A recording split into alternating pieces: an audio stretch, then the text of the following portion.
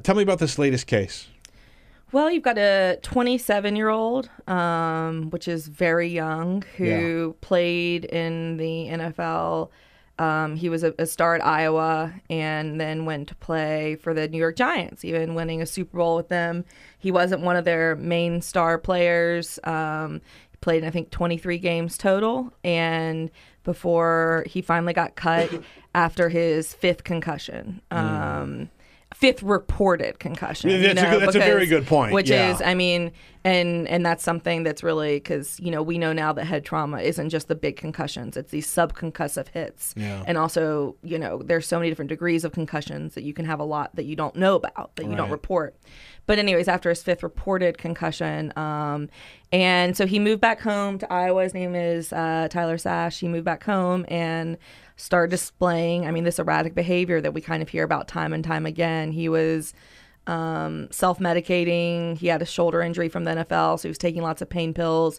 And his mom kind of thought that maybe his behavior was due to that. There was one instance where he led police on a bizarre chase, like on a scooter, and then went running through the woods.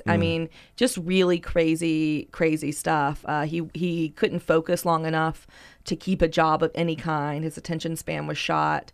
And he ended up dying last fall from accidental overdose of prescription pills. And his parents donated the brain, kind of thinking, like I said, they thought it was the prescription pill abuse, but they did donate it.